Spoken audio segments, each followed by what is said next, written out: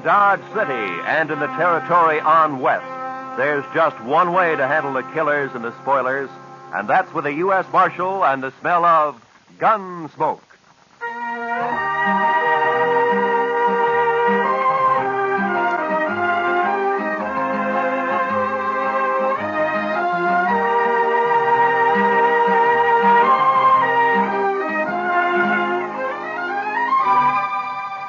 Gunsmoke, starring William Conrad. The story of the violence that moved west with young America. The story of a man who moved with it. Matt Dillon, United States Marshal.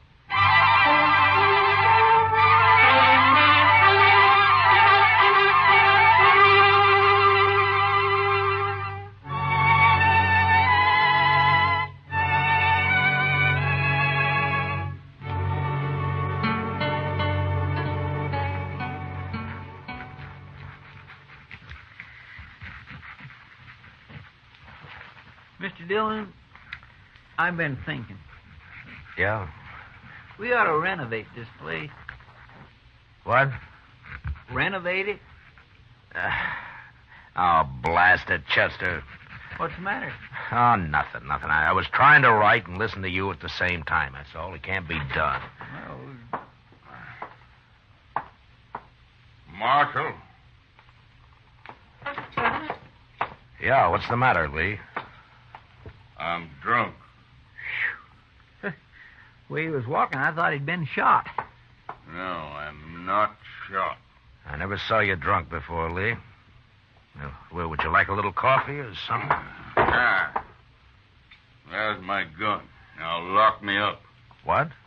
Lock me up, I said. What, you mean you want to sleep in jail here? I do. You keep my gun. Are there any blankets out there, Chester? Well, there's one, Mr. Dillon. No, that's enough. Okay, Lee. Just follow Chester, then. I will. Marshal, I come here to prevent a killing. Oh? I'm drunk enough to want to kill him, and I'm sober enough to know I'm too drunk to kill him. You understand? To kill who, Lee? Jim Salter. That's who. My foreman. Is he in town, too? He is. At the Texas Trail. And let him stay there. Keep him out of here. I'm going to bed. Right in there, Mr. Dargan.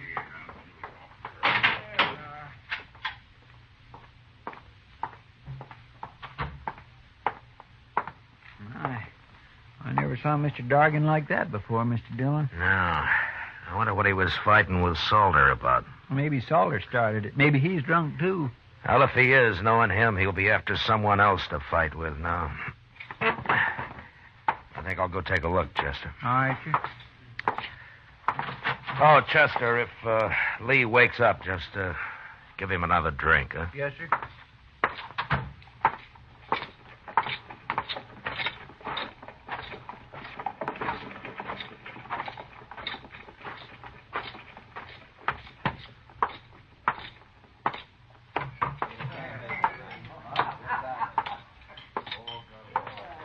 Well, how come you're alone, Kitty?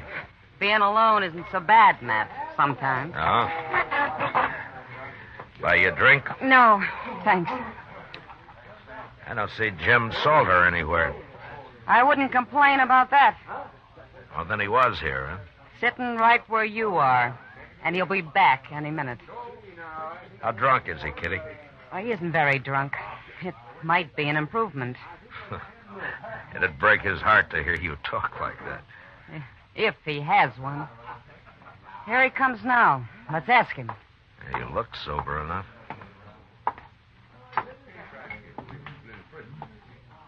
You move in fast, Marshal. Sit down, Salter. Sit down. Seeing as how it's my table, I will. I ran into Lee Dorgan. He was pretty mad about something. That so? Yeah. But it's all right as long as you're not looking for trouble. Me, Marshal? I never look for trouble. Neither does Lee.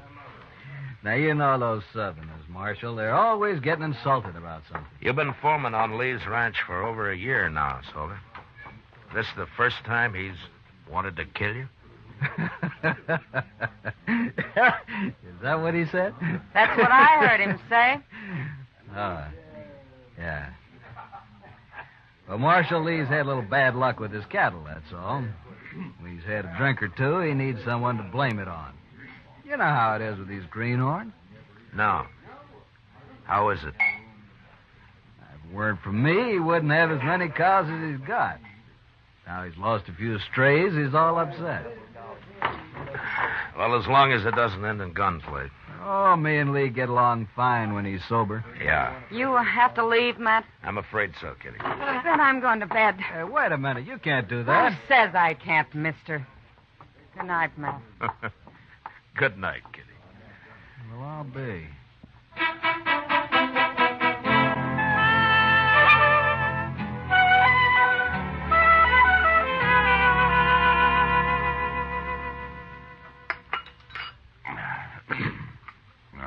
Mighty nice of you, Chester, to bring me all that coffee. Oh, don't mention it, Mr. Dargan. I had a hangover once myself. Here's your gun, Lee. Thank you, Marshal. You, still feel like killing Jim Salter? I'll kill any man that cheats me. That's how I was brought up, and that's how I am.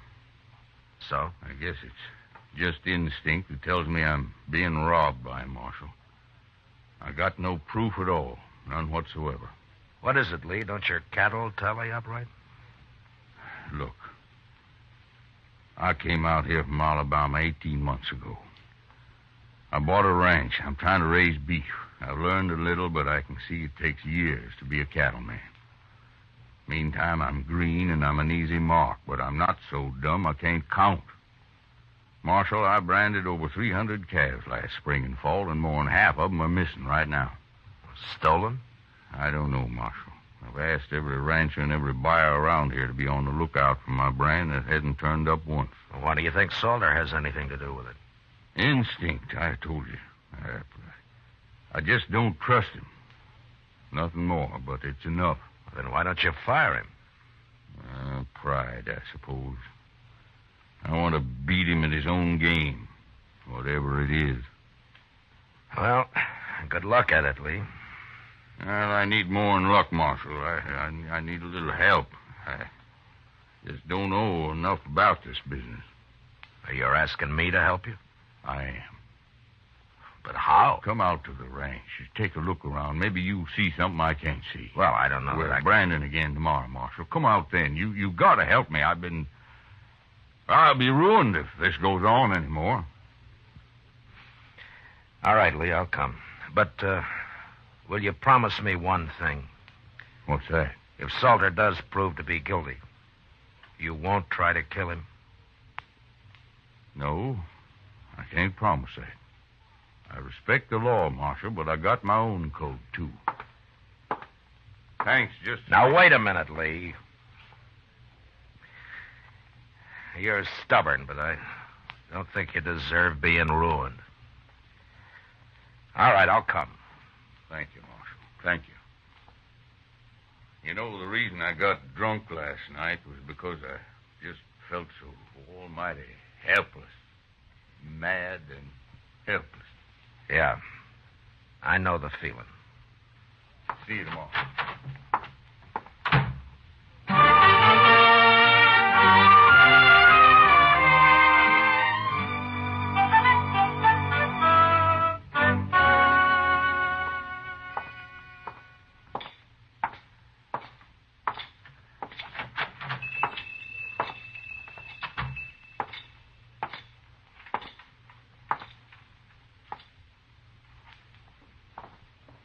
Good morning, Marshal Dillon. Good morning, Mr. Peters. And what can I do for you this morning? Well, I'm interested in some brands that you got registered here. Oh, you don't mean to tell me that you're going into the cattle business, Marshal? No, not likely. I just want to see what new brands have been registered in the past, 12 or 13 months. Well, certainly, Marshal. 1865, 67, 68, 68. Yeah. Here it is. There you are. That's the official brand book for the last 2 years. Oh, thank you. You can start anywhere you like in it. Well, maybe you remember, Mr. Peters. Mm-hmm. Has Jim Salter got a brand registered? Salter? Yeah, Jim Salter. The fellow who works for Lee Dargan? That's right. Yeah. Last summer. July, I believe. Look there. July? Mm-hmm. Yeah, July. Yeah. Here it is. Salter, James Salter, July 14th. Bar S. That's it. Bar S, yes, indeed. How's he doing? Fine, Mr. Peters, fine. Thanks for the help. Oh, anytime, Marshal. Anytime at all. That's what I'm paid for. Goodbye. Goodbye, Marshal.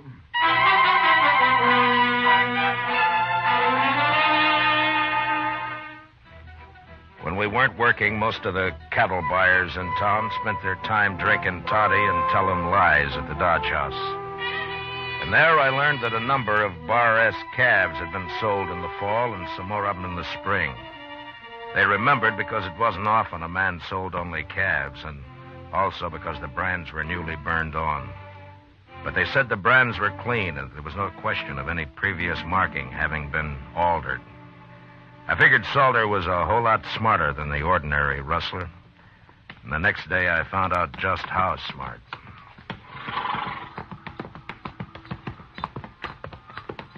They sure got their branding fires set far enough apart, Mr. Dillon. Yeah, they have.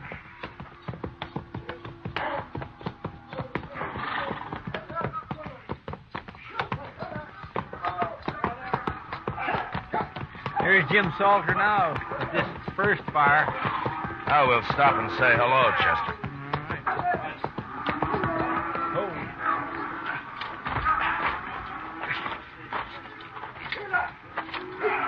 All right, let him go, boys. That's interesting. What is?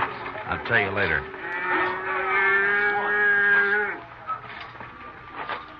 Now, you don't have to stop work just because we're here, Salter. That's all right, Marshal.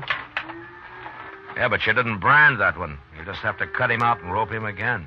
Iron's cold anyway. Oh, you got another iron there in the fire. We'll get him branded, Marshal. What are you doing out there anyway? Oh, we needed a change of scenery, so we thought we'd pay Lee a visit. Where is he? Working the fire down yonder. You sure do keep your fires separated. Anything else you fellas object to? Well, no, I wasn't objecting. I was just making an entirely impersonal observation, that's all. Well, go do your observing on Lee. You came to see him. Salter, I'd starve plumb to death before I'd ever work around you. You sure would, Chester. What, Jim? Wasting time. See you later, Marshal. Yeah. Okay, Adams, bring another one out. Okay.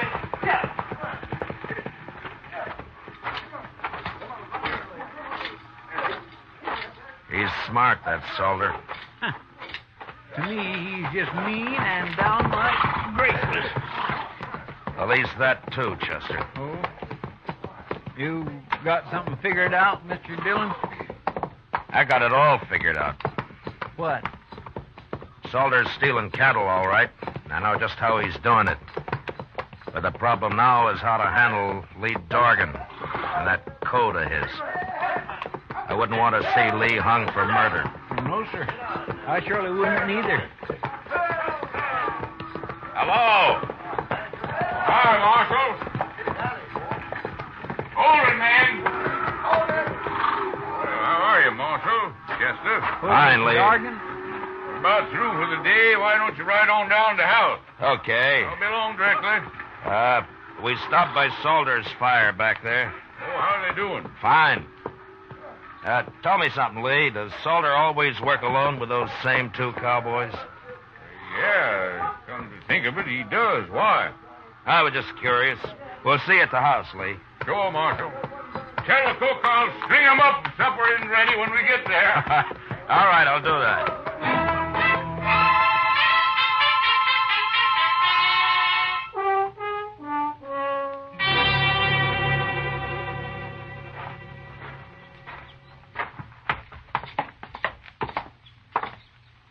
Well, Not a bad house Mr. Dargan's got here, Mr. Dillon. That's fine. Let's sit on the porch here, Chester. They'll be along soon. Yes, sir.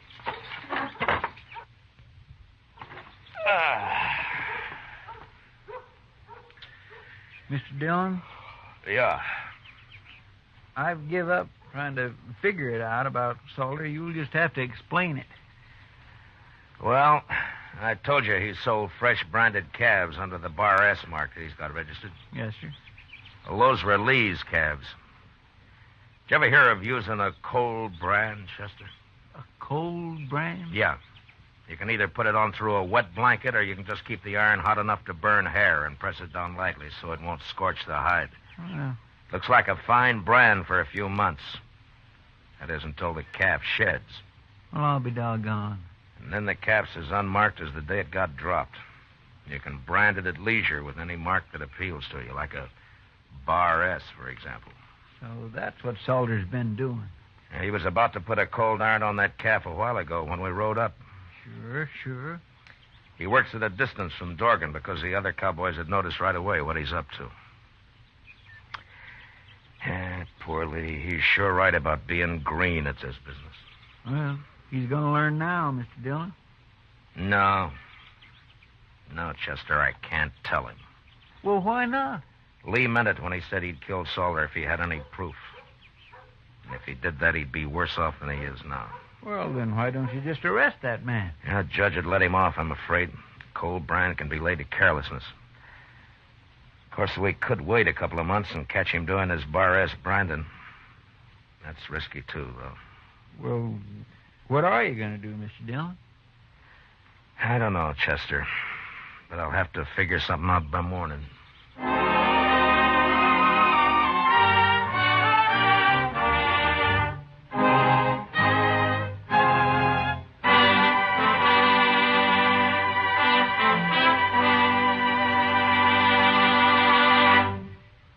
We will return to the second act of Gunsmoke in just a moment. But first, there's a lifeline that stretches from here to Korea. A lifeline that you help sustain for our fighting men when you give blood to the Red Cross Blood Donor Program. Call the Red Cross for an appointment to give blood the first thing Monday morning. And now, the second act of Gunsmoke.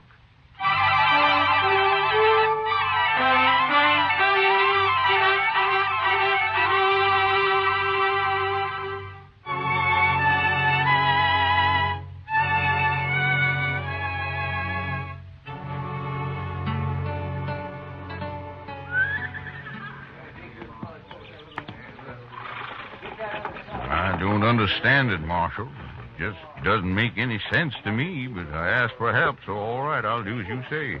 Then call Salter over here and tell him. Okay, Marshal. Salter! Salter! Yeah. Come over here. What do you want, Lee? We're already late this morning. I'm going to make a change in our branding setup, Salter. What? I've decided it'll be faster. From now on, we all work from one fire instead of two. What for? You and Adams and Smith will work alongside the rest of us, that's all. Whose idea is this, anyway? Those are my orders. Oh? You still talk like a Confederate colonel, don't you? That'll do, Salter. Sure. This is for you, Marshal. I never did like you anyway.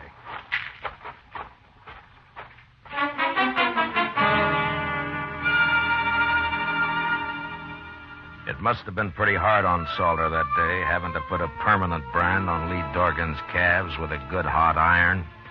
But he had no choice, and he did it. About noon, Chester and I said goodbye and rode back to Dodge. I figured that'd be the end of Lee's trouble. But 2 nights later, while Doc and I were taking our ease at the Alfraganza, I found out I was wrong. Yeah, it's like that ignorant cowboy got a letter from his sweet girlfriend in St. Louis, Matt. Well, all right, Doc, what did the letter say? Oh, well, she mentioned that she'd found a nice room with running water. Yeah. Running water. And so this uncivilized son of the prairie wrote her back to get rid of that Indian at once, or our engagement is off. He thought that, you understand that now, don't you, Matt? Because, For that, the next drink's on you, Doc. Sure, Matt, sure. And when you get it, ask the bartender for a couple of good I cigars. really, as soon as I finish. Oh, see, that was a fun. See, I thought you left Lee Dargan out at his ranch. What? Just came in the door. Must be looking for you. He's coming this way, Matt. Yeah. What's that under his arm? Oh, looks like a blanket. Hello, Lee. Sit down. Marshal, Doc. Oh, how are you, Lee? What are you doing in town? You all through, Brandon? Now, we're through. Well, how'd it go? Yeah. Take a look at this blanket, Marshal. Huh? It's all marked up, isn't it? It sure is. And it's burned with my brand all over. Where'd you find this, Lee? One of my men was riding by the place where Salter and his had his branding fire, Marshal. His horse kicked it up. They'd half buried it there. He showed it to you, is that it? That's it. And he explained all about cold branding to me at the same time. I see. Where's Salter now, Lee? And he got wind I was on to him and left, Marshal. I think he's in Dodge with those two who worked with him, Adams and Smith. And, you're looking for him? And I'm looking for him. But I'm telling you so you can look, too. That blanket's enough evidence even for the law, I figure. Along with the witnesses that'd convict him. But, I'll find him, Lee. Better hurry, Marshal. I might find him first. Lee,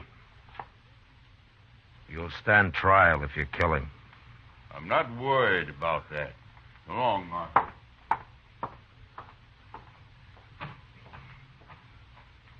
Why didn't you take his gun, Matt? So he couldn't get in any trouble. You just find another one, Doc. Lee's a mighty determined man. Yes, I can see that. I'll take that drink another time, Doc. I got work to do. Sure, Matt. Oh, do me a favor. Will you drop this blanket off at the office for me? Oh, you bet your life I will. Well, good luck. Yeah, thanks.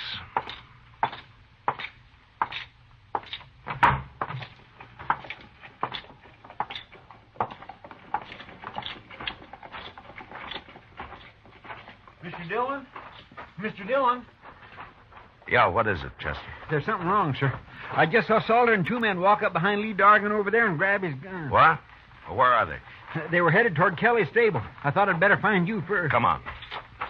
What are they doing in Dodge, anyway? Lee's on to him, Chester. He knows the whole story now. And they know he knows it. Well, then somebody's going to get killed, sure. Yeah, it looks that way. All right. Stay behind me, Chester. That's the only door to the stable. They'll have to come out there, sir. Yeah, I know. But we're going in after him. Easy now.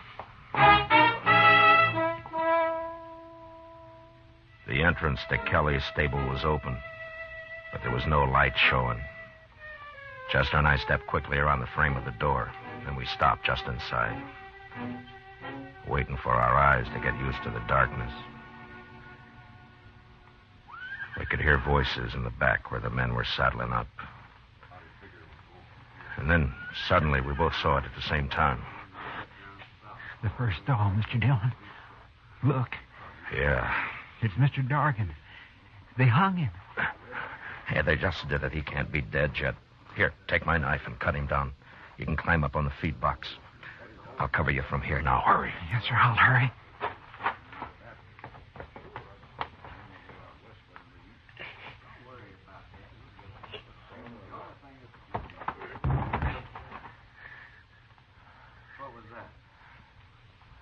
Something fell. Maybe Dargan got loose somehow. Get up front there and take a look, both of you. I'll finish saddling up. Okay, Salter. Come on, Smith. Stay in here, Chester. Don't move. Mr. Dargan's breathing. When they come up, we'll jump them. I'll take Adams. Now, quiet now.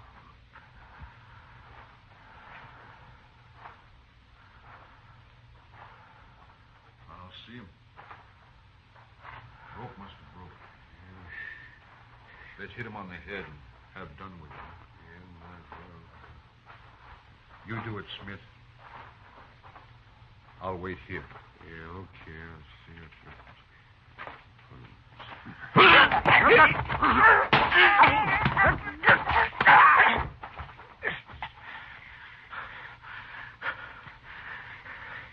You all right, Chester? Yes, sir. Good. Now keep low. What's going on up there? Adams? Smith? Mr. Dargan's coming to now. He's breathing easier. Keep him quiet. Hold him down if he tries to get up. Salter will be along in a minute. Yes, sir. What are you two doing? Answer me, blast you! Who's in there? Throw down your gun, Salter. Who's that? It's Matt Dillon. Now do as I say.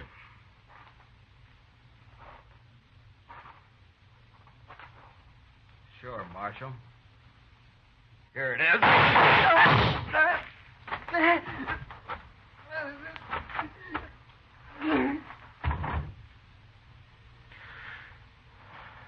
All right, Chester. Get the guns off of Adams and Smith. We don't have to worry about Salter. All right, sir.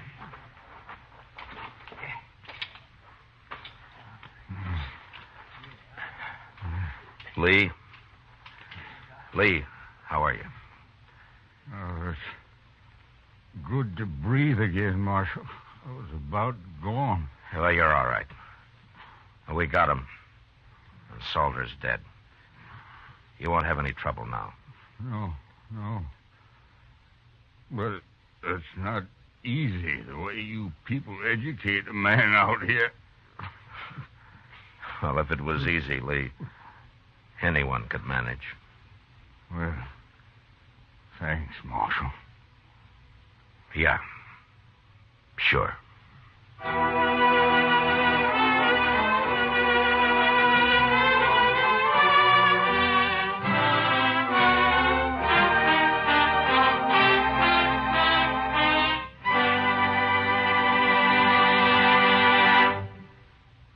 Gunsmoke, under the direction of Norman MacDonald, stars William Conrad as Matt Dillon, U.S. Marshal.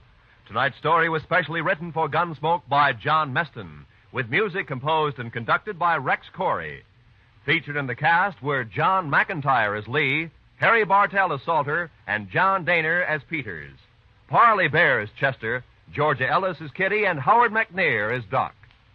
Gunsmoke has been selected by the Armed Forces Radio Service to be heard by our troops overseas. Join us again next week as Matt Dillon, U.S. Marshal, fights to bring law and order out of the wild violence of the West in Gunsmoke.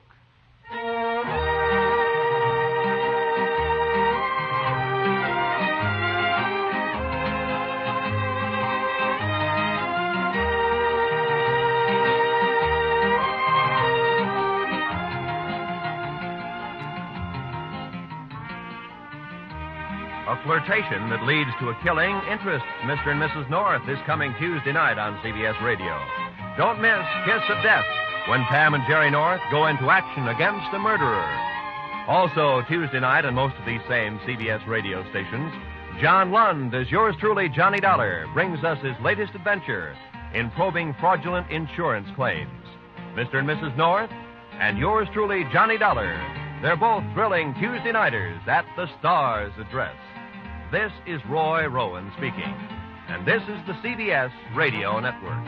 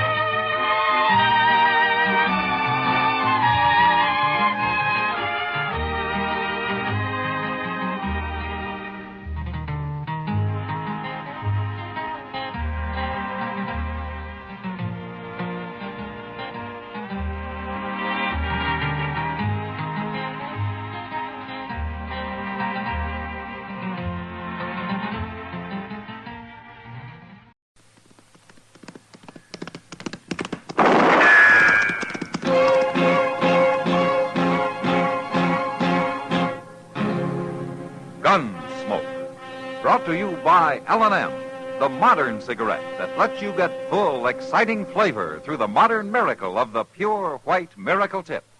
Live modern. Smoke L&M.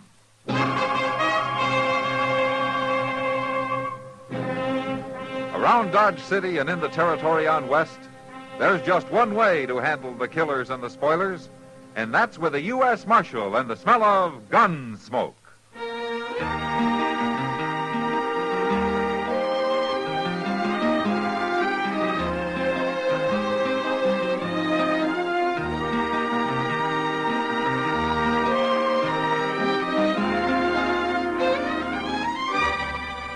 Gunsmoke, starring William Conrad. The transcribed story of the violence that moved west with young America. And the story of a man who moved with it. I'm that man, Matt Dillon, United States Marshal. The first man they look for and the last they want to meet. It's a chancy job, and it makes a man watchful and a little lonely.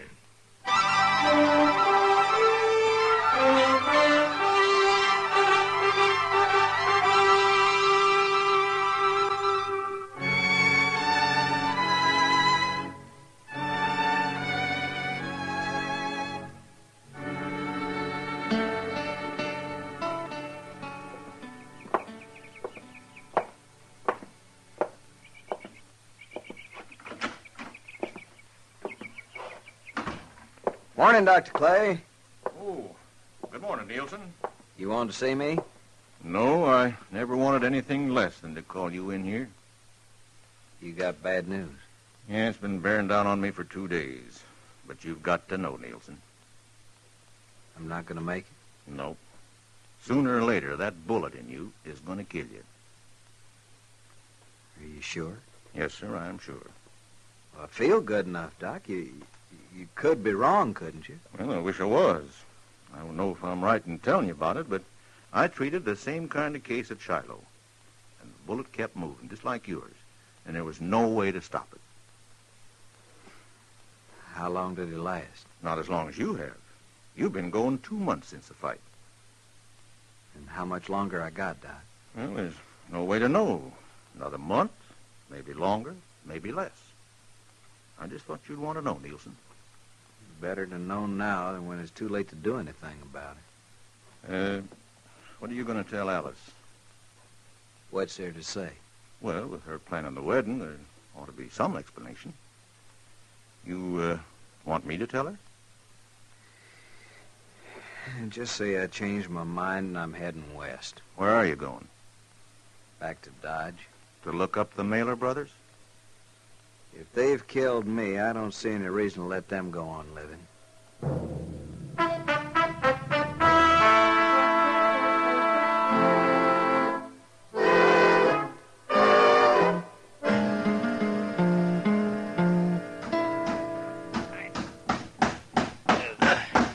Chester, can you force it up a little more? Well, no, not much, Mr. Dillon. Come on. Yeah, that's better. Hold it down. Well, can it turn loose now? Now, let's just try one more nail. Oh, the only thing that's going to fix this door is a whole new door, Mr. Dillon. There. That'll hold it for a while. That cussed wood's so rotten dry it won't hold a nail no more. Well, haven't you two given up with that door yet? Oh, hello, Kitty. I give up a long time ago, Miss Kitty. Matt, Jim Neielson's back in town. Jim Neielson?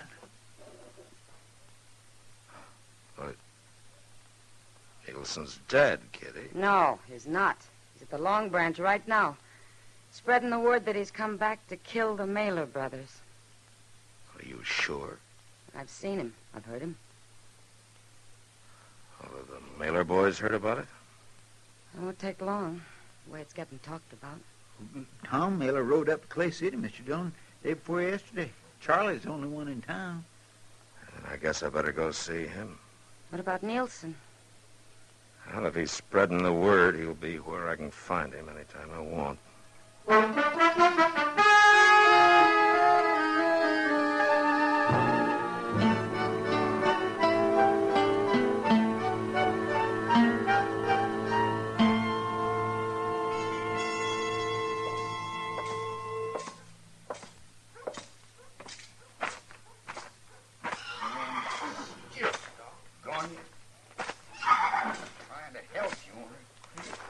Charlie.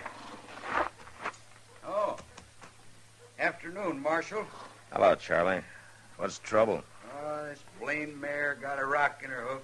She won't even let me pick it up. You want me to hold her for you? No, I'll manage. How are you, Marshal?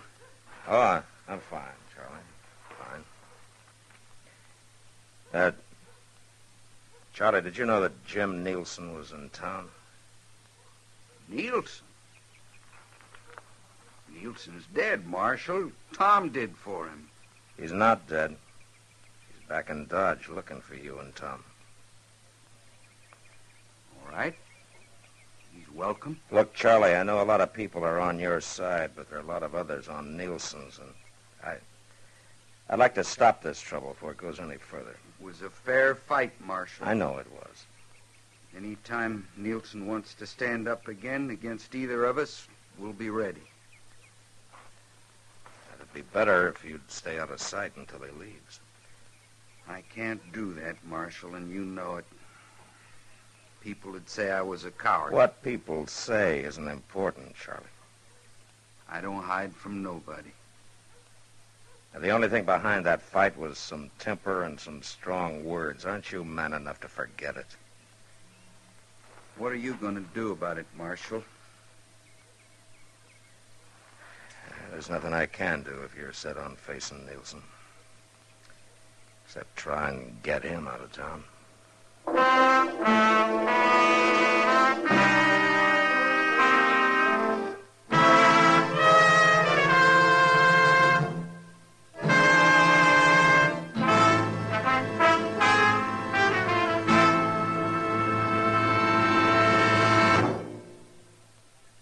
Free yourself of old-fashioned ideas. Why don't you live modern? Live modern. Live modern. Free up. Freshen up your taste. Smoke an L&M. Only the modern miracle of the pure white miracle tip can bring all of L&M's full, exciting flavor through to you. And that's the big reason why today more people are changing to L&M than to any other cigarette. Remember, L&M draws easier, tastes richer, smokes cleaner. So live modern. Change to L&M. Make today your big red letter day and start to live the modern way. Live modern. Smoke an L&M. It's America's fastest growing cigarette.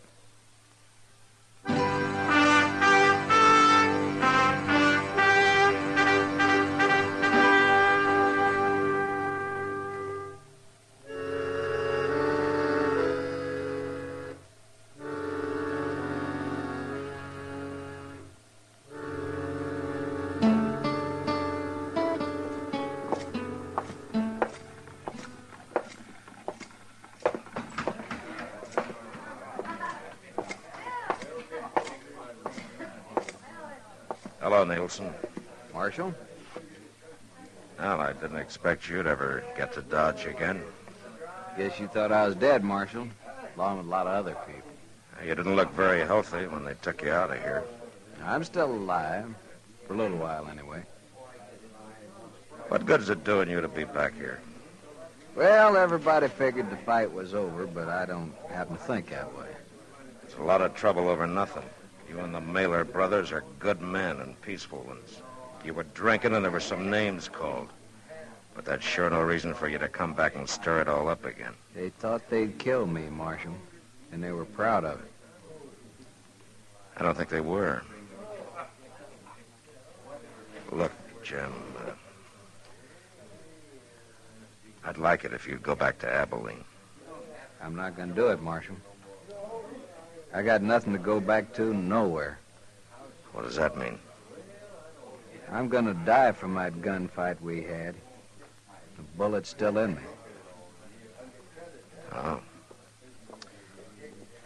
There's nothing to be done about it, huh? No. Nothing but try and settle the score. I don't see how you're going to be any better off trying to kill two good men, Jim. Marshal, it's a funny thing knowing you're gonna die. I had too much to live for when I faced up to him the first time. I was gonna get married, I owned some land. Those were the things I was thinking about. I got scared and tightened up. Man shouldn't have anything to think about in a gunfight. It was kind of hard not to. But I don't have now, Marshal. I don't have a thing to lose.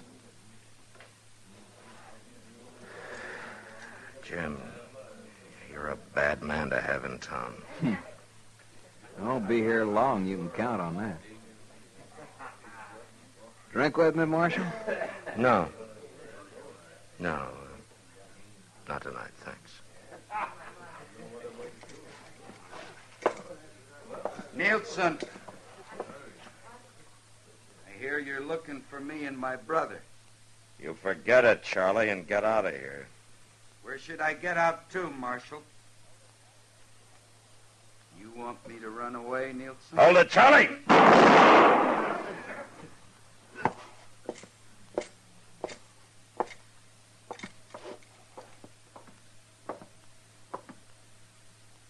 Is he dead, Marshal? Yeah, he's dead. You satisfied now, Neielson? It was a fair fight, just like the first one. And just as needless. Not to my way of thinking. Tell me, Marshal, when's Charlie's brother gonna get back to town?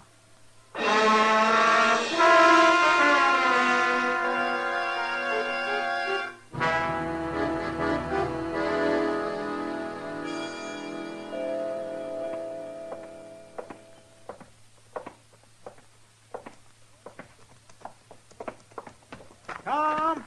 Hold up a minute, Tom!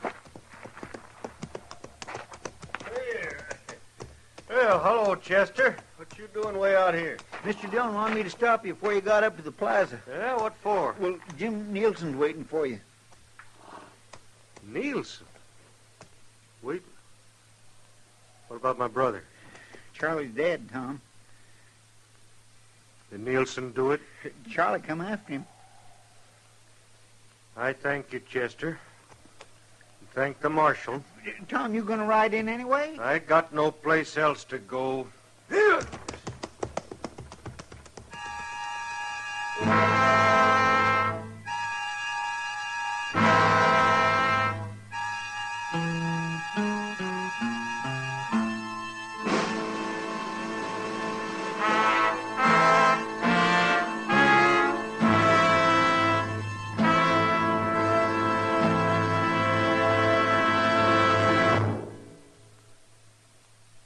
Free yourself of old-fashioned ideas. Why don't you live modern? Live modern. Live modern. Free up. Freshen up your taste. Smoke an L&M. Live modern. Smoke modern. Smoke L&M. Enjoy full, exciting flavor through L&M's pure white miracle tip. L&M draws easier. Tastes richer. Smokes cleaner. That's why today more people are changing to L&M than to any other cigarette. So free up. Freshen up your taste. Live modern. Change to L&M. Make today your big red letter day and start to live the modern way. Live modern. Smoke an L&M. It's America's fastest growing cigarette.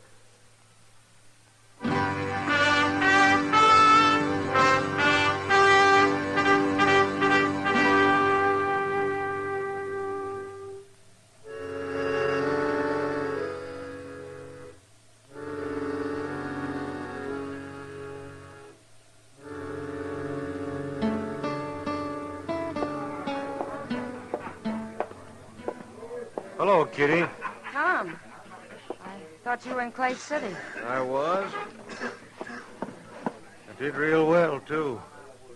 I signed up for Charlie and me to take a pack train clear to Lincoln County. Charlie's dead. Can I get you a drink, Tom? Maybe later. I thought Neielson was here. He left about a half hour ago. Happen to know where he went? No. Can't you get your pack train together and go, Tom? Oh, you know I can't, Kitty. What good's it gonna do you looking for Neielson or waiting for him? It's something I got to do. If he kills you, what are you gonna be proving? My brother's dead. Killing Neielson won't bring him back. Some men ought to be killed, sure, but not you and Neielson. You're fine men, both of you. My brother was a good man, too. Kitty, what would you have me do? I don't know, Tom. Being the kind you are, and after what's already happened, I guess I got no right trying to tell you what to do. Now, do you know if Neielson figured on coming back here? I don't know, Tom. I'm going to my room. I was just about to order that drink. Then you'll have to have it without me. Thank you for sitting with me, Kitty. Matt, how long have you been here? There's not a thing I can do, is there, Kitty? Not if you don't take the guns away.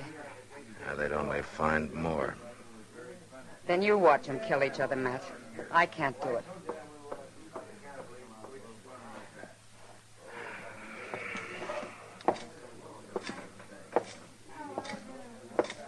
Mr. Dillon.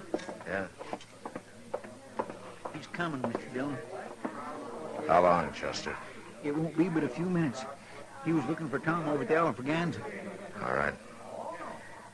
You get out of sight someplace. All right, sir.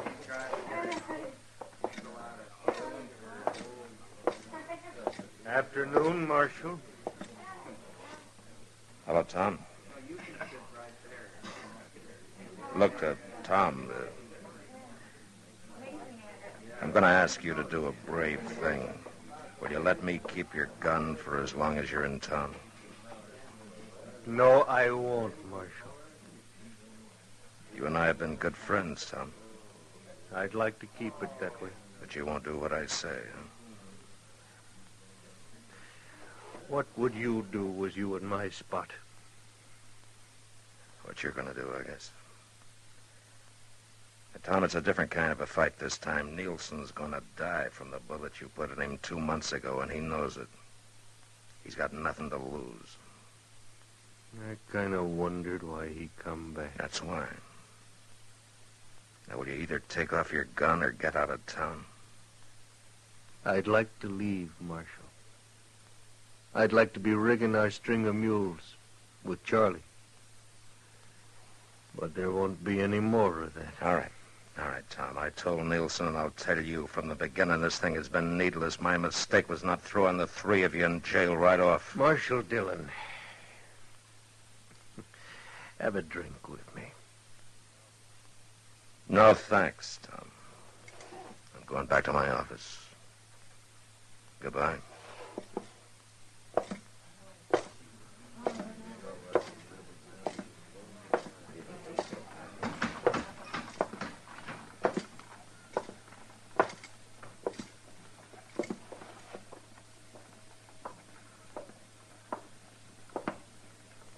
Well, Neielson, I guess there's no reason trying to talk any sense into you either. It's gone past talking, Marshal. You weren't figuring on stopping me. There's nothing I can do. I'll see you later.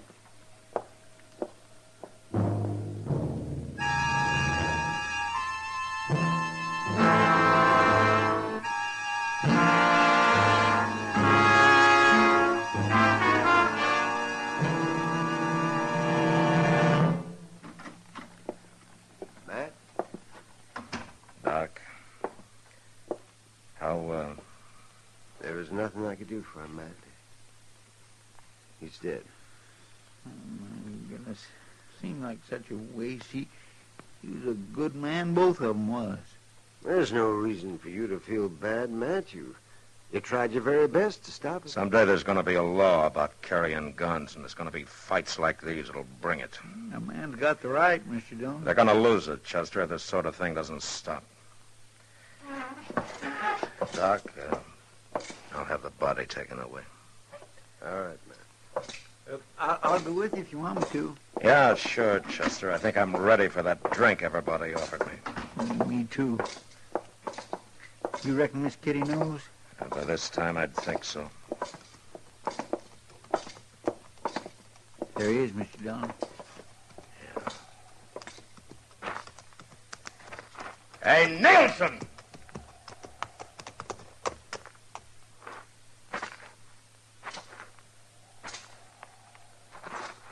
Well, you made it, huh?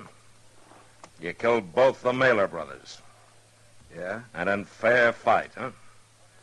Yeah. I want to ask you something. Make you feel any better? No. Tell you the truth, it don't.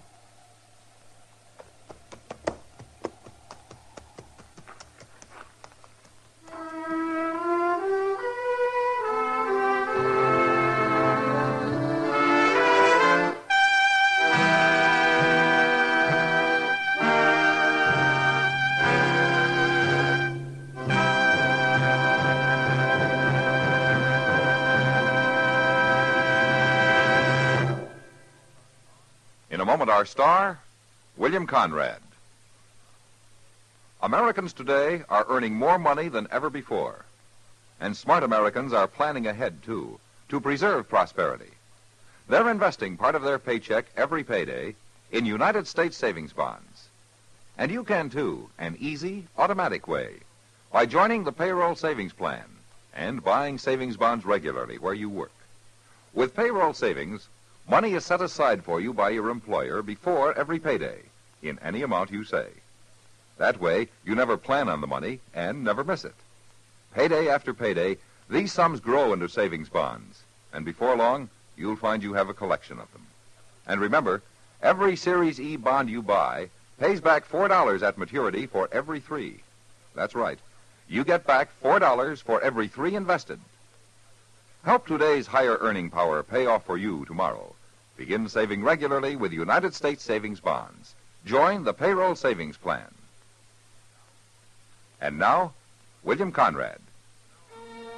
You know, on the frontier, a woman had to scratch pretty hard to make any kind of a home for a man. And next week, a woman who had worked at this for over 20 years finally lets the frontier beat her, and a man dies. But that was the West. Gunsmoke. Produced and directed by Norman MacDonald, stars William Conrad as Matt Dillon, U.S. Marshal. The script was specially written for Gunsmoke by Gil Dowd, with editorial supervision by John Meston. The music was composed and conducted by Rex Corey. Sound patterns by Ray Kemper and Bill James. Featured in the cast were Harry Bartell, Vic Perrin, Lawrence Dobkin, and Jess Kirkpatrick. Harley Bear as Chester, Howard McNear as Doc, and Georgia Ellis as Kitty. Join us again next week for another specially transcribed story on Gunsmoke.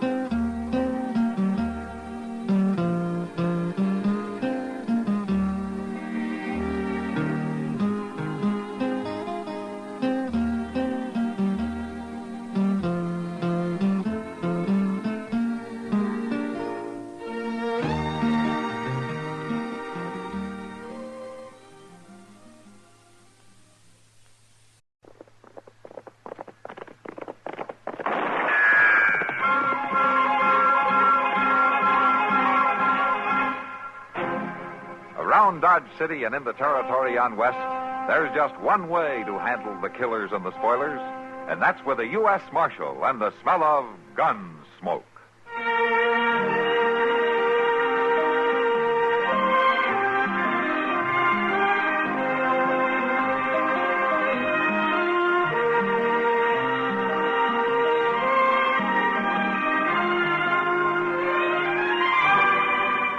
Gunsmoke, starring William Conrad. The story of the violence that moved west with young America. And the story of a man who moved with it. I'm that man. Matt Dillon, United States Marshal. The first man they look for and the last they want to meet. It's a chancy job, and it makes a man watchful. And a little lonely.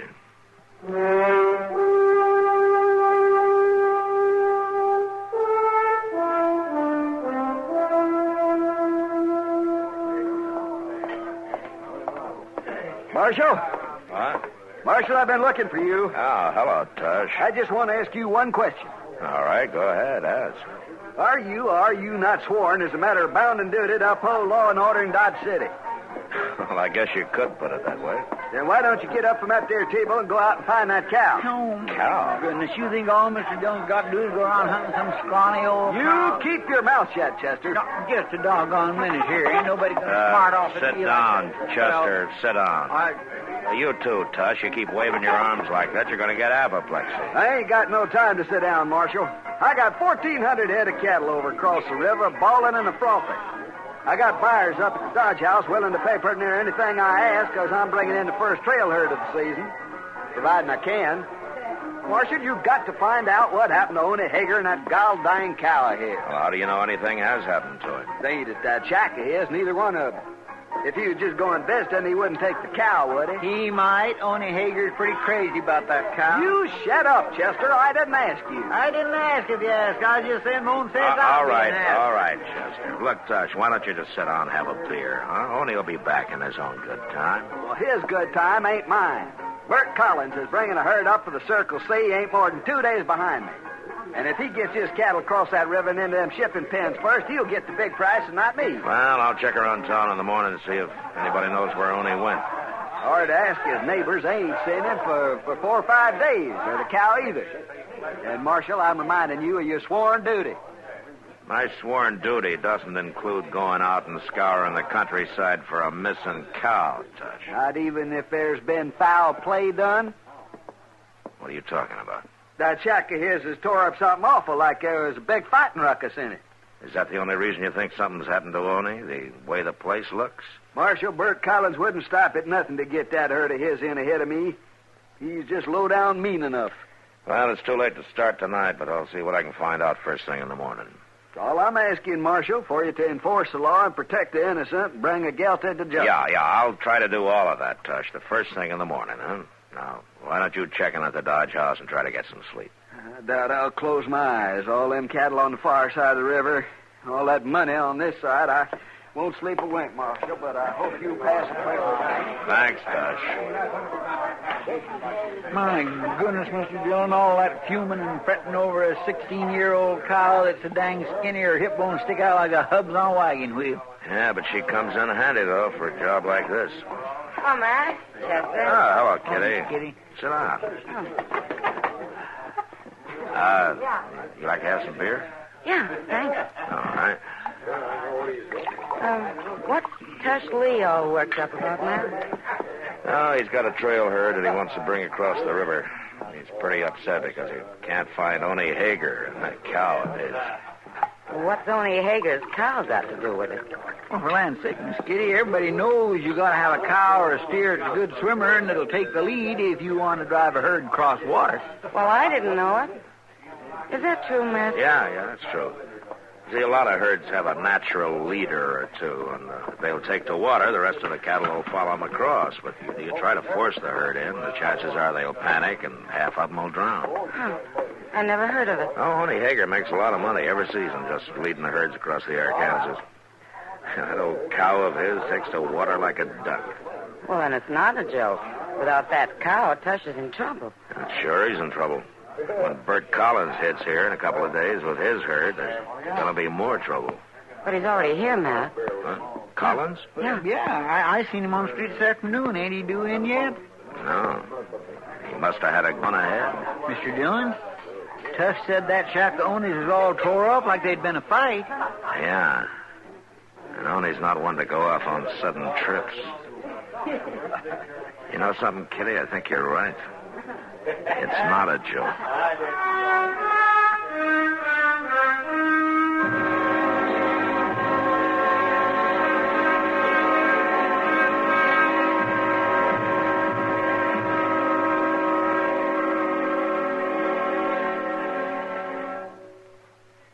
just listen a minute. If you will. I've got a little story to tell you. Well, it's not so little. It's sort of a tall tale. It's about a drought-busting weather conjurer named Feebold Feebleson. Why, they say Kansas never had a drought that he couldn't bust in 24 hours. They say he had at least 100 different ways of doing it, too. Once, when it got so hot that folks had to spend half their time in some lake to keep from drying up and blowing away, old Feebold figured it was time for a little rain. Well, he thought on the problem for a while. Then he went out and built huge fires all around the lakes and kept them a-going until the lakes started boiling and the water got to vaporizing. These vapor clouds rose up from the lakes so fast they slammed into one another and started raining all over the place. Well, sir, once primed, the rains came again and were soon back on schedule. Feebold saved the country that time. That wasn't the only time that Feebold saved the country either. There were others, too. Like the time he used the noise method to make rain. Oh, he didn't use cannons and rockets and the like. He was original. He used frogs. Now, Feebold realized that frogs wouldn't croak unless they were good and wet, so he hypnotized a couple of them and told them it was raining. Well, sir, it would have done your heart good to hear them frogs croaking with joy and spreading the news around. Soon every frog in the country was croaking as loud as he could, which was loud enough to give an Indian rain god a skull-splitting headache. Well, the amount of noise turned out to be just right, and the rains just poured down. Of course, old Feebold could only use that method once a year, because so much rain would come down that the frogs would get washed clear down to the Gulf of Mexico, and it'd take them near a year to get back home. Rain, fog, sleet, snow, heat, or what have you, old Feebold had a way to handle the situation. Why, I remember the time that... No, I hadn't better tell you that one. Why, it's almost unbelievable. And I don't want to take a chance on making you think that I might stretch the truth just a little bit. Say, isn't it nice being citizens of a country where you can laugh and talk about things free as a breeze, and write and read and worship, too? Yes, sir. Maybe you don't think about it much, but you should.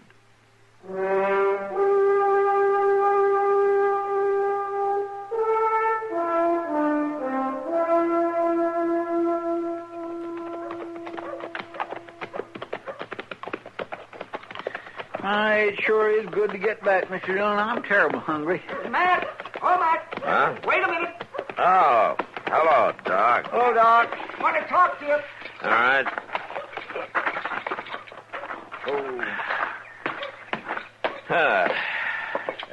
Chester, you go on ahead if you want. I'll meet you at the restaurant, huh? Well, I am feeling pretty empty, Mr. Dillon. Yeah, I'll go on in. I'll see you later, Doc. Yep, right, Chester. What's on your mind, Doc? Well, Matt, what are you planning to do today? Work, same as the other 6 days every week. Work? Oh, work. You mean sitting down there in that jail office with your feet on the desk? No, not today, Doc. I gotta track down a cow. A cow? A cow, that. See, Matt, you come along with me. Oh, where? But I gotta look in on a couple of patients out toward Kiowa Meadows. Now, it won't take long, and we'll have the rest of the day to shoot us some prairie hens. Prairie hens? This time of year? Doc, the only prairie hen around here right now are holed up in the plum thickets so deep that a weasel couldn't even get to. Now that's just where you're wrong. You know how Kiowa Meadows is protected by that bend in the river? Those high bluffs on the north side there? Oh, yeah.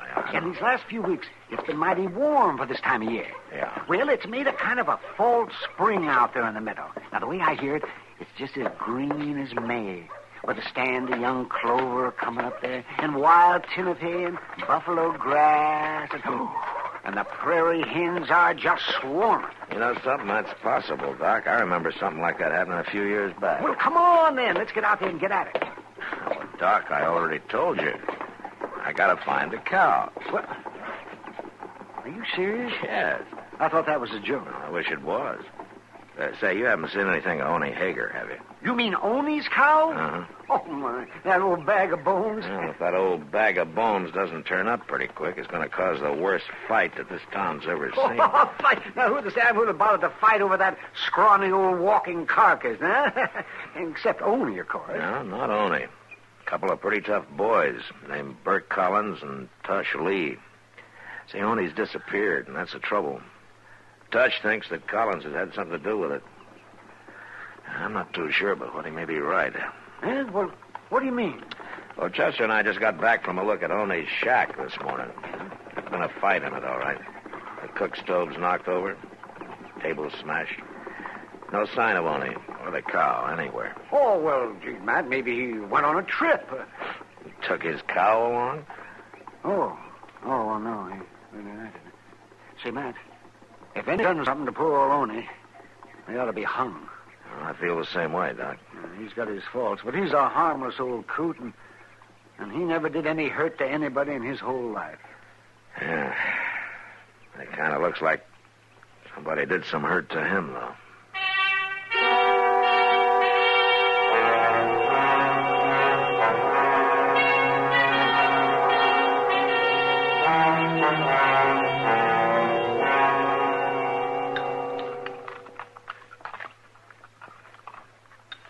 I just don't seem to have no appetite at all lately, Mr. John. Yeah, I noticed that, Chester. You only had 6 eggs. Well, I don't mean I don't eat exactly, but I just don't seem to relish it so much anymore. Oh, I see. Or maybe if you cut down on the quantity a little bit, maybe... No, it ain't that, I don't think. Oh. See, it's just more like I've been feeling poorly lately. Nothing particular exactly, just kind of sore all over. Tell me something, Chester. You didn't start getting these feelings just a few minutes ago, did you, when I told you about Doc going hunting today? Oh, my goodness, no, Mr. John. I've been having these pains for a long time. Oh, I see. Of course, now that you mention it, I declare I bet it sure wouldn't do me no harm to... Get out in the open for a while, huh? Oh. Like around Kayawameta, for instance, huh? Prairie hen makes mighty good eating. I heard you say that yourself many a time. Doc's already promised us something, Chester. Oh, Doc's already... Look, seeing is believing. Doc can't hit the side of a barn with both hands and a board in the middle. You know that. Matt. Hello, Kitty. Matt, you better get over the Long Branch right away. Oh, why? What's wrong? Well, Tush and Bert Collins over there, sidling around each other like a pair of tomcats. It's going to bust loose any minute, Matt. Come on, Chester.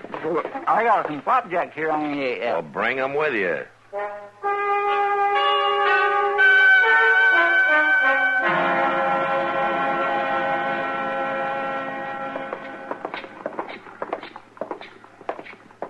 Ain't ought to say nothing about nobody. There they are, Mr. Dillon. Everybody knows what kind of people some people are, and with them kind, proving ain't needed. Well, now, man had never had no friend his whole born days. Shouldn't ought to expect nobody here to agree with him. Matt, if we get another mirror broke this month, we might as well close up. We'll see what we can do, Kitty. You stay here, Chester. Yes, sir. I'm saying you made off with Ona Hager and that cow of his, and more than likely you done him in. Now, that's a lie. And I'm going to break you in pieces for it. Well, you can start whenever you're All ready. right, hold it, both of you. Huh? Well, there's your murderer, Marshal. Do your duty now. Marshal. A man shouldn't ought to go telling lies about somebody, had he? What are you doing in town, Collins? I thought your herd was still a day or so south of the river. Well, I rode in ahead. Wanted to talk to them cattle buyers. Come in to steal that cow and murder Ona Hager. That's what he done. Have you seen One, Collins? Why'd I want to see him? I got 2-3 good swimmers in my herd. You gonna arrest him or ain't you, Marshal? I'm afraid I haven't got much reason to, Tush. All right. I'm gonna take the law into my own hands. I wouldn't advise that, Tush. I give you your chance, Marshal. If you ain't gonna do your job, I'm gonna bring my boys into town. We'll do it for you. Tush, come back. Well, now. Crazy fool. A man is going to be attacked. He shouldn't ought to just stand around and do nothing to protect himself, should he? Now, wait a minute, Wait Collins. nothing. I'm going to camp and get some of my boys, Marshal.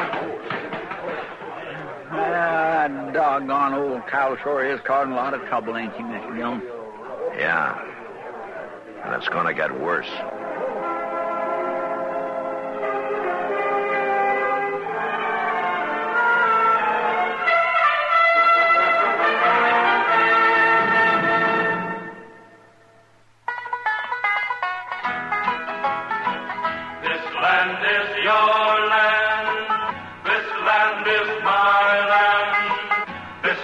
was made for you and me. For all that we tend to group Nebraska with one or another of the states, the Cornhusker State has many characteristics which are strictly its own. Since 1875, for example, Nebraska has been a debt-free state which preferred to spend 10 years building the Capitol at Lincoln rather than spend money it didn't have. Further, as its name may indicate, corn is its most important crop, and Omaha's stockyards are among the largest in the world. Then there's historic Chimney Rock near Bayard, and the town of Alliance, which was once almost sold by the Burlington Lines Railroad. Many years of tears and Indian wars and hardships such as the grasshopper plague contributed to the words which are engraved upon the Capitol. Honor to pioneers who broke the sods that men to come might live. Nebraskans live by these words, and they live for them.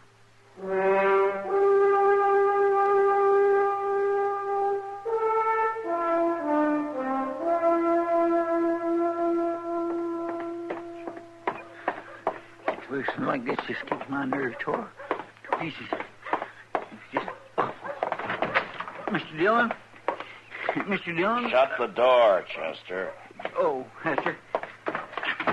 Mr. Dillon, what are you aiming to do? Sit here and digest my breakfast? Why? But they're going to be at it any minute now. Who is? Tush Lee and Bert Collins, you ain't forgot about them, have you? No, but I wish I could. Well, they're in town right now, both of them, and they got their men with them. Yeah, I know. Well, if you already know, why don't you do something? Like what, Chester? Well, my land, you could... At least you could go... Well, maybe if you couldn't do that, you... Well, you can't just sit here and let them kill each other. Oh, but I can sit here until I'm sure that that's what they're going to do. Yeah, but they are. That's what I'm telling you. Tush is up there at the Long Branch saying how he's going to hang Bert, and Bert's down at the other end of the street making his brag about how he's going to shoot Tush so full of holes that birds can fly through. Chester, if all the killing that's talked about in Dodge City was actually done, Boot Hill would be 10 miles wide and 20 miles long. But these two are really going to. Then I'll deal with it when it starts. And that'll be any minute now.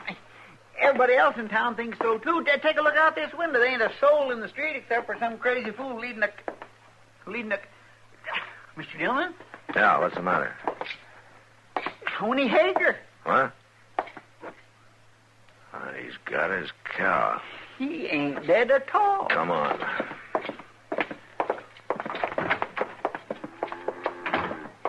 Hey, Arnie! Wait up a minute, will you? And look, there's Tush at the door of the Long Branch there. Yeah. There comes Collins and his men. It's him. Morning, Marshal. Chester. Morning. Looking up to be another mighty pleasant day now. Or wouldn't you say so? Yeah. It's a fine, fine day, Arnie. Where have you been? You know, me and Ida Bell here has been up to Kiowa Meadows for a few days. Kiowa Meadows? Oh, my goodness, it's just like spring up there. All new grass and fresh clover, and Ida Bell ain't at nothing but dry feed all winter. It's just done her a world of good. Ain't that right now, dearie? Tush! What? Come on out here. You too, Collins. And both of you come alone. You had any excitement around town while I've been gone, Marshal? Excitement? Oh, no. None to speak of, Oney. Things have been pretty quiet. Oney, did you see any prayer hen up in Kiowa Meadows? Oh, my, yes. There was just scads of them. I'm mighty glad you got away from him, Oney. Did he hurt you bad? Oh, now shut up and listen to me, both of you. Before you start taking the law into your hands again, Tush, you better stop and think for a minute. Oney's only been away on a little trip. Collins here had nothing to do with it. What? It's true. Tell him, Oney. Well, I don't know what you're talking about, but me and Ida Bell's been up to Kiowa Meadows. Well, there you are, Tush.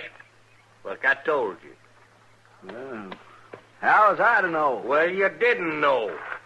And it's like I said, a man hadn't ought to say what he ain't sure of. I reckon I was kind of in the wrong, all right. Well, that's for dang sure. And you made me look real bad, Tush. Yeah, I guess I did. Bert, I might set up drinks if you was a mind to. All right. You ain't got to say that but one time. Let's go. Honey, will you have that cow down the river in a couple hours? I got a job for her. Well, I'm mighty sorry, but Ida Bell can't do no swimming today. She can't? Well, why not? Well, she ate too much green clover, and she ain't going to be fit to go in the water before tomorrow. Tomorrow may be too late. Oh, forget it, Tush. Throw your herd in with mine. We'll swim them across together. Well, Then we'll hold out for the same price with them cattle buyers. Fair enough. All right. Come on, let's get that drink. Okay. Say, Oni, Yeah? if you went off on a trip on your own choice, now how Yeah. come your house was all tore up so bad that way? Yeah? Well, that was on account of Ida Bell. She didn't know where we was going, and she put up an awful ruckus before I convinced her. But it wasn't the barn that was tore up, it was the house. Well, of course it was. Where do you expect me to keep her, outdoors? No, Oni. Nobody would expect you to keep that cow any place except right in the house.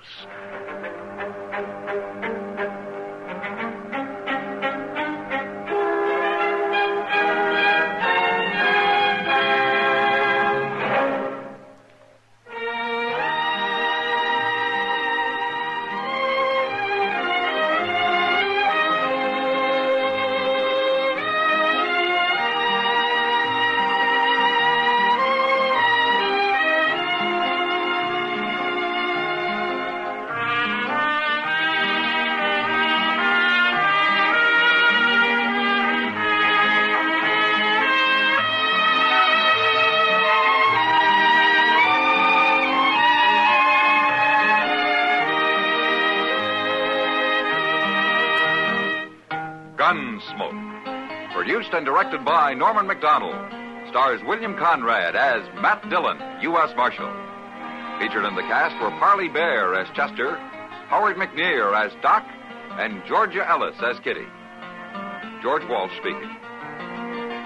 Join us again next week for another specially transcribed story on Gunsmoke. This is the United States Armed Forces Radio and Television Service.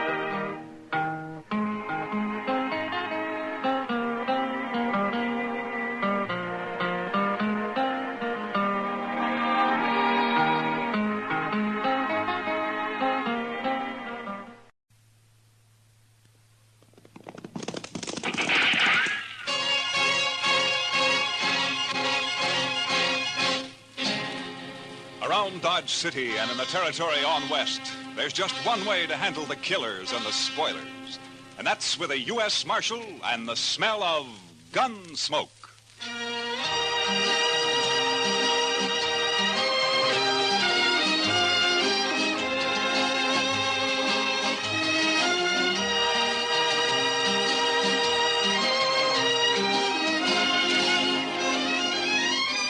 Gunsmoke, starring William Conrad.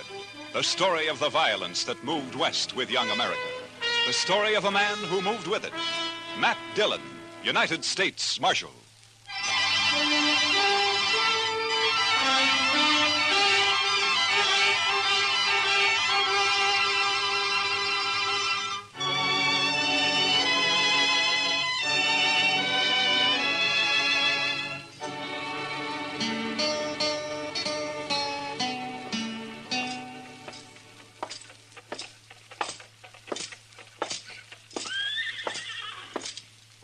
Mr. Dillon. Morning, Miss Ida Mae. Hi, Marshal. Good morning, Tom. Hey, Matt. Wait a second. What? Oh, hiya, Doc. Oh, on my way over to jail. After you. Oh? You heard about the Longhorn? No, what about it? You haven't heard, or you wouldn't ask. Well, heard what, Doc? Well, I'll walk along with you if you're heading that way. Well, as a matter of fact, I was heading that way. Hey, what's all that crowd out in front there for? In due time, Matt. In due time. You know, Doc, there's only one thing that makes you happier than having a secret, and that's to collect your coroner's fee. Yeah, might get a fee out of this, too, before it's over. No wonder you're all worked up. Hey, have you heard about the Longhorn? It's the doggone What? thing. Yeah, Longhorn, the doggone thing I ever come across. Morning, Mr. Dillon. Hiya, Chester. Say, you heard about the Longhorn? No, Chester, I have not heard about the Longhorn. What? He's upset, Chester. He's the only man in Dodge who hasn't heard. Look, so help me, Doc, if this is one of your practical jokes. No. I had nothing to do with it. You'll see. Will you pardon me, ma'am? Let him through. Pardon me, please. Let me through. Excuse me.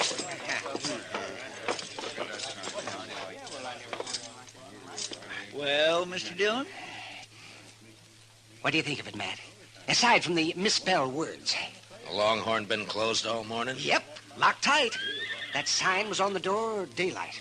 The Longhorn Saloon will open at 8 o'clock tonight with new management and a new policy. Everybody welcome. Signed the new manager, Mamie. Mamie?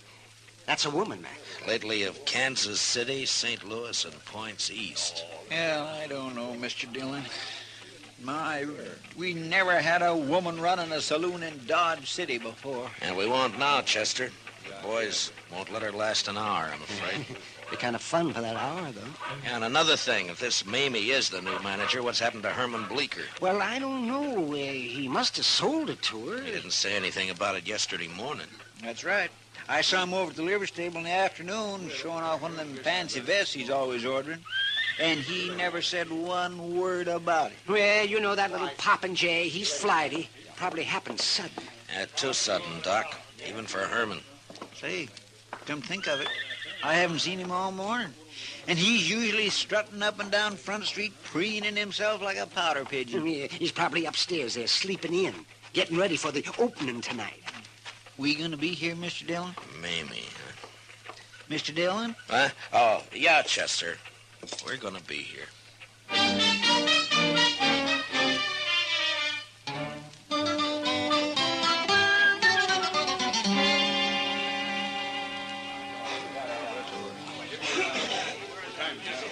I'm sorry, boys, but she's upstairs. Said she'd be down about 8 o'clock, and that's all I know about it. Now, if you want to order anything, let's hear it. And if you don't, just shut up. Say, the boys are acting kind of rambunctious, Mr. Dillon. Yeah, she'll wish she stayed in St. Louis and points east. Say, Matt, I was talking to the bartender. I asked him what she looks like, and he said if he told me, I wouldn't believe it. Now, the fella I'd like to talk to is Herman Bleecker. Yeah, well, nobody's seen hiding near him. You know, Matt, I'm beginning to wonder, too. Howdy, strangers. What? Welcome to the Longhorn. I'm Mamie, the new owner. Mamie? My gracious sakes alive. 190 pounds if she weighs an ounce. Yeah, that bartender was right. I wouldn't have believed it. Boys, it looks like we're going to be doing business together, so let's get things straight right in the beginning. Now, in the first place, the minute you stick your foot inside that door, you're on my stomping ground. I'm the boss of this shebang, and don't you ever forget it. When I tell anybody to hop, he hops. Is that clear? Now, tell you what, I aim to give the squarest deal in town. All the liquor here is going to be aged over 30 days, and the dancing girls aged under 30 years. The liquor is straight, and the girls are graceful. There's only 4 aces in every deck, and the cards only read from the front side. You'll get a fair shake for your money, but there ain't going to be no fandangling. And another thing...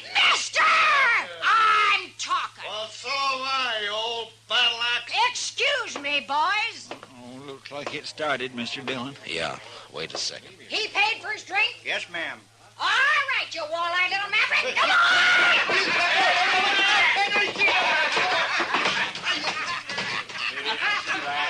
his head out after him. Now, as I was saying, boys, I just won't stand for no fandangling. Now, maybe some of you figured I was wearing this six-shooter for a decoration. Well, now, just cast your eyes on that ace of spades I got tacked up on the back wall. Now... Did you see? For the land's sakes, did you see that draw, Mr. Dillon? Yeah, and she got the card, too. Oh, the boys won't give her no trouble, man. All right, boys, the first one's on the house. And it's the last free one you'll get. And the only credit I give is for funeral expenses. Belly up, boys! Well, sir, Mr. Dillon? Chester, I want to talk to Herman Bleecker more than ever now. Say, you know, she's big enough to... well, I'll bet she forced Herman to sell. Yeah, maybe. Doc, I'll be right back. I want to talk to her. Oh, that you was nothing, boys. Oh, you're the marshal, huh? Yeah, that's right, ma'am. My name's Dillon. Proud to shake your hand, Mr. Dillon. Well, thank you, Miss Mamie. Welcome to Dodge City. Mighty decent of you to express the sentiment, Marshal. I reckon you won't get much business around the Longhorn.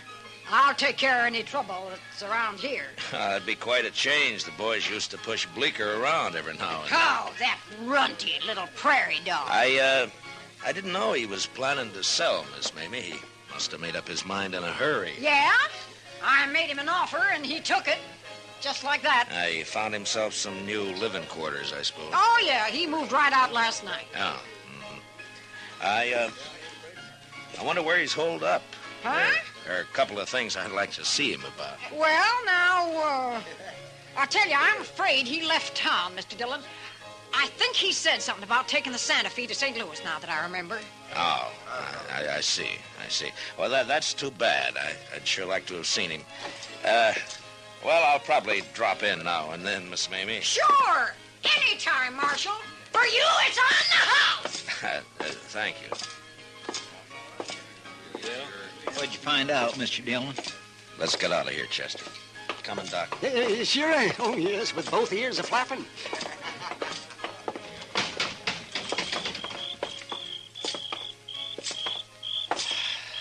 Well, boys, what do you think of her? Oh, my gracious, Mr. Dillon, I sure would hate to meet her in the dark. Oh, why, she's got a voice like a buffalo. Ain't it awful? It just itches your ears, don't it? Why, the woman's a human monstrosity. I still haven't seen Herman. Huh. What'd she say, man?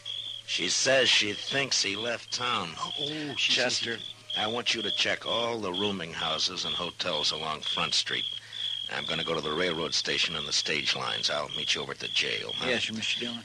Say, Matt, I think Herman keeps a horse over at the livery stable. Yeah, I thought of that, Doc. I wonder, would you be good enough to look into that for me? Why, sure, I'd be happy to. You know, Mr. Dillon, she is an awful straight shot. Yeah, Chester. I know.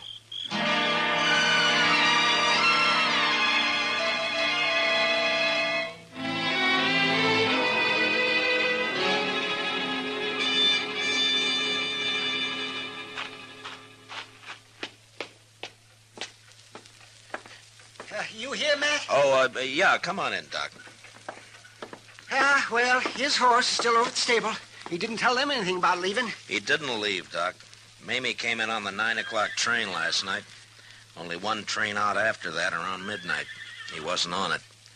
And he didn't buy a ticket on the stage either. Yes, see, now what did I tell you? Matt, that settles it. Yeah, of course, he may have moved into one of the hotels. Oh, sir, Mr. Dillon, I'm afraid he didn't. Oh, well, what'd you find out, Chester? That nobody in this town has seen Herman Bleecker since around 9 o'clock last night. Matt, I knew I'd get me a fee out of this, one way or the other. Well, don't spend it yet, Doc.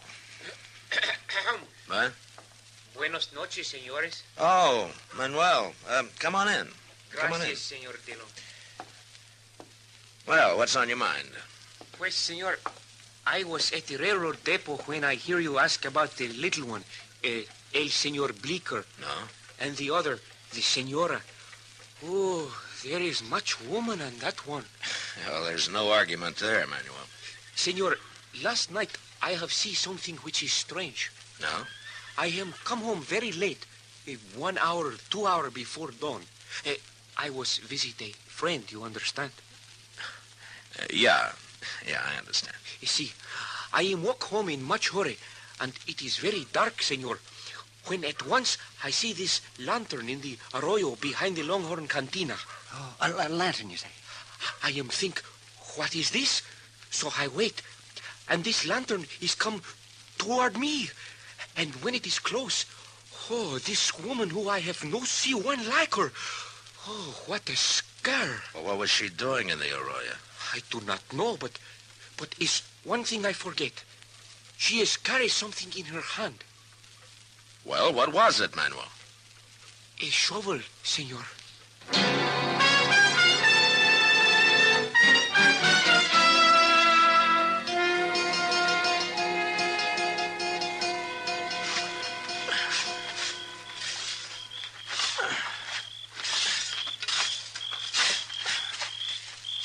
Find anything, Matt?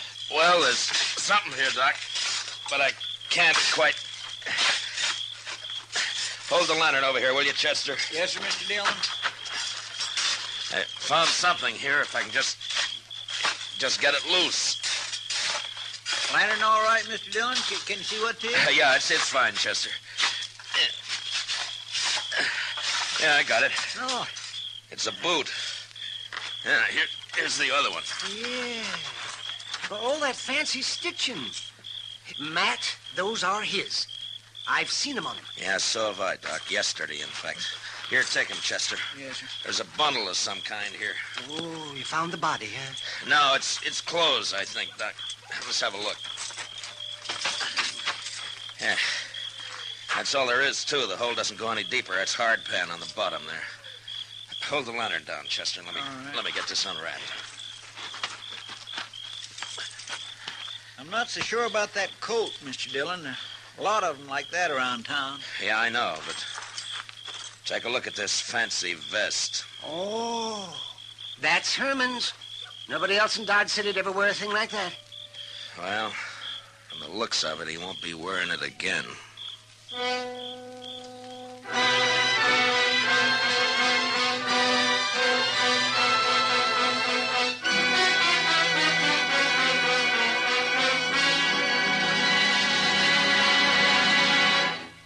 We will return for the second act of Gunsmoke in just a moment.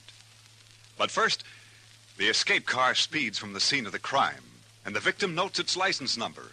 Police investigating the case discover the car has an ironclad alibi. That just begins the excitement on tomorrow night's Gangbusters program. It's the case of the twice-parked car, an authentic crime story taken from actual police records. Don't miss Gangbusters, presented by CBS Radio tomorrow night over most of these same stations. Now, the second act of Gunsmoke.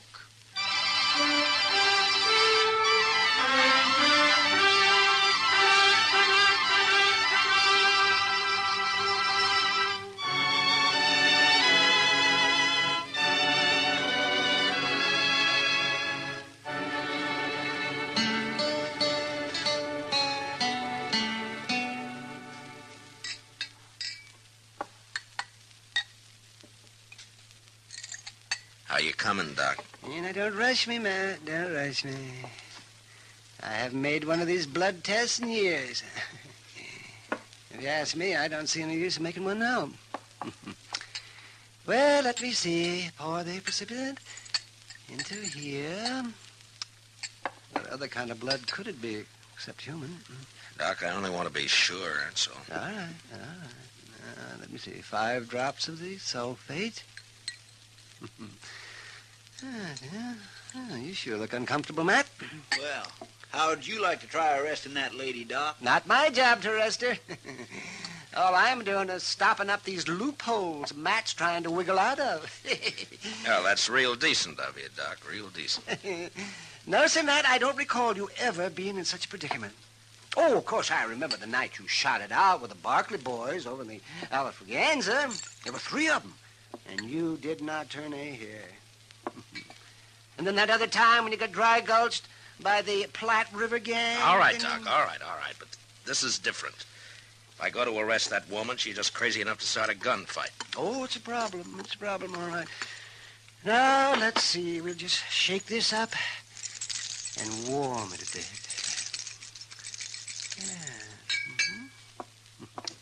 You know, there is one thing, though, Mr. Dillon. Shooting at a mark's not the same as a gunfight. Maybe she wouldn't even resist. You really believe that, Chester? No, sir.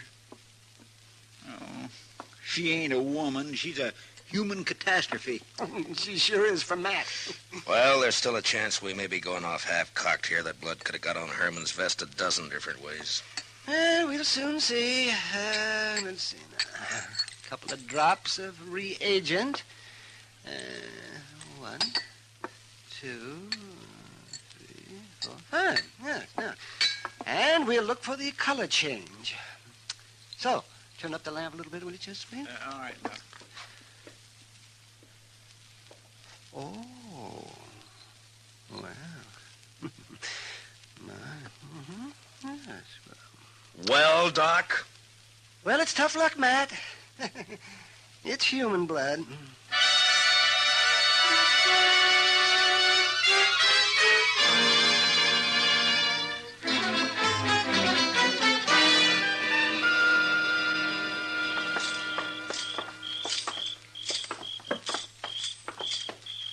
Hey, Matt, I thought we was going over to the Longhorn and talk to Mamie. How come the jail? She'll keep, Doc. She's not going anywhere. Looks cut and dried to me, Matt. It might not if you were in my shoes. Come on in, boys.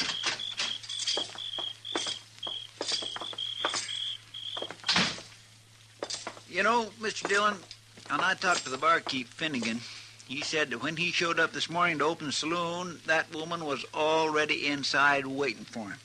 She told him to come back at 8 o'clock tonight. And he didn't see no sign of Herman Bleecker. Oh, well, there's another nail in your coffin, Matt. Doc, if you keep this up, I'm going to deputize you and take you along with me. He sure can have my job, Mr. Dillon. No, you don't. I will not lift a hand in anger against a woman, especially that woman. I keep thinking we could still be wrong. Oh, somehow. real diehard. Look, now, suppose Herman hurt himself some way. How? And he wanted to get away by himself and recuperate. Where? And suppose he didn't want anybody to know about it. Why? So he decided to stay with some friend. Who? And, well, maybe... come on, Chester, let's go.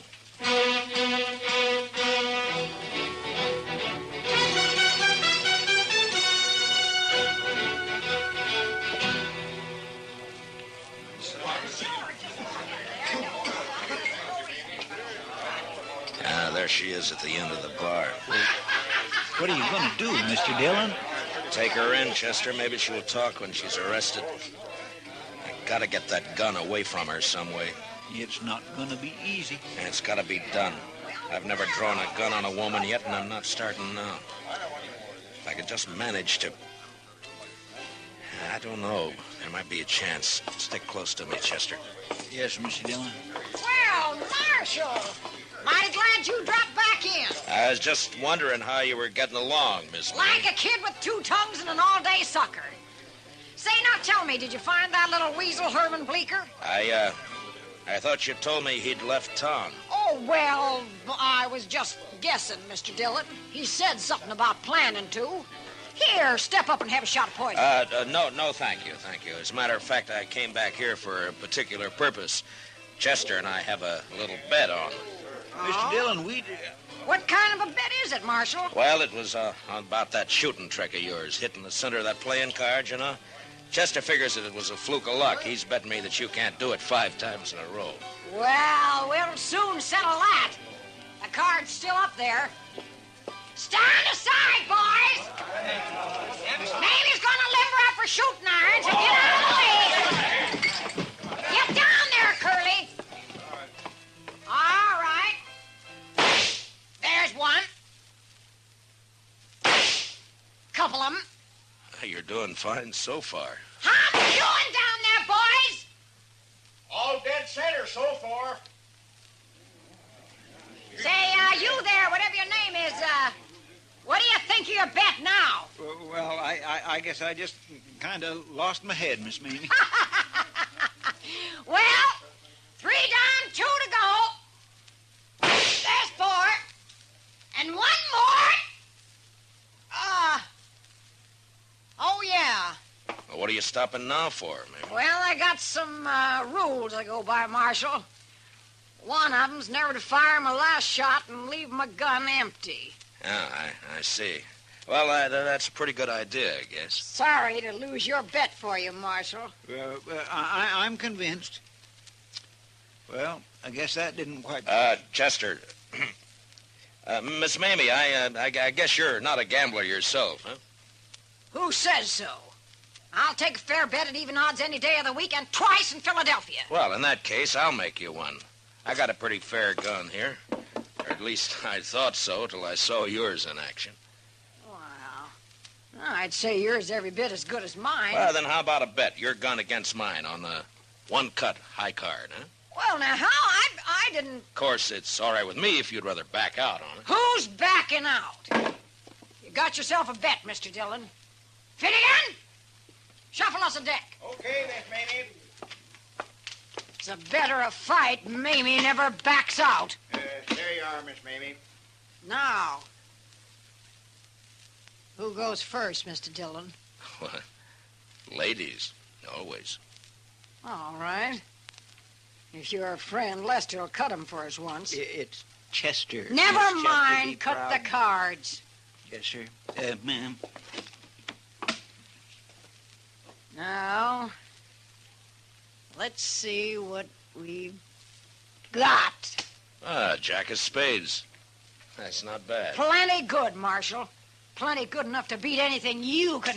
King of diamonds. All right. I'm beat. Fair and square. You won yourself a gun. Thank you. Here, Chester, will you take it? Yes, sir. And now the handcuffs. Here, now! Maybe you're under arrest. Why, you, of all the sidewinds and double-crossing backhanded... Mamie! Now, you're going to stay fastened to me until I get you in a cell, so you might as well make the best of it. Why, you... And as far as that's concerned, you'll be safer in jail than out of it once word gets around. People here in Dodge City thought a lot of Herman Bleecker. That little sawed-off groundhog... That's no excuse for killing him in cold blood. What? You heard him, Mamie. You killed me. Bleecker! This is the biggest night of my whole life. To hear somebody finally shut Mamie up and make her like it. The marshal's a gentleman, you little weasel. He knows how to talk to a lady. And to hear you say how much the town thinks of me, Mr. Dillon.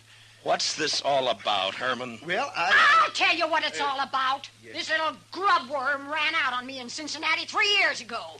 Like to broke my heart. I've been hunting him ever since, and last night I found him. I wailed the living daylights out of him.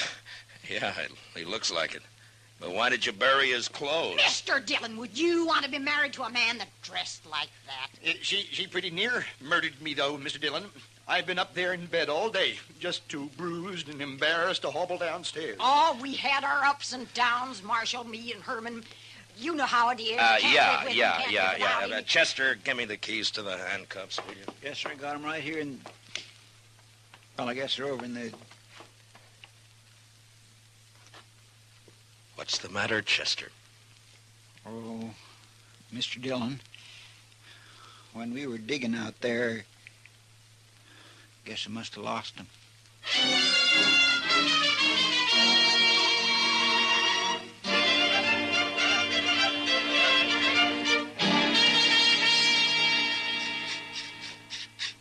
Chester, can't you file that thing any faster? You might just well relax, Mr. Dillon. Took a half hour to get that one off Miss Mamie's wrist. Oh, no. All right, but just hurry. I'm a-filing as fast as I can. What? Oh, Doc. Mamie gave me this bottle of Irish here to make the waiting a little easier. And it's Jameson's. Oh, well, fine, Doc, fine. Chester, let that go for a minute, huh? And open it up. Yes, sir, Mr. Dillon. Can you imagine it, boys? Little Herman Bleecker married for years to a woman like that. I don't wonder. Oh, I'd get nightmares. Here you go, Mr. Dillon. Oh, thank you, Chester. Doc. Oh, thank you.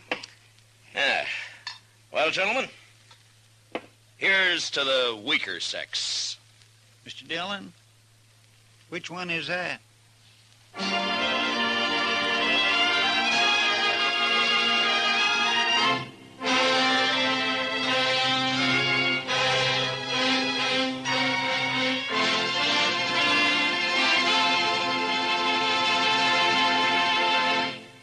Gunsmoke, under the direction of Norman Macdonald, stars William Conrad as Matt Dillon, U.S. Marshal.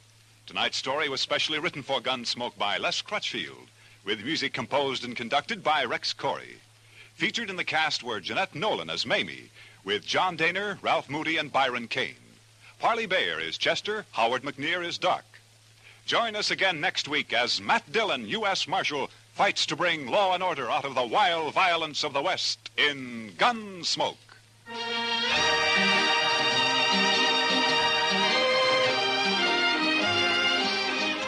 As colorful as a Western roundup and twice the fun, that's the Gene Autry Show, which comes your way every Saturday evening over CBS Radio.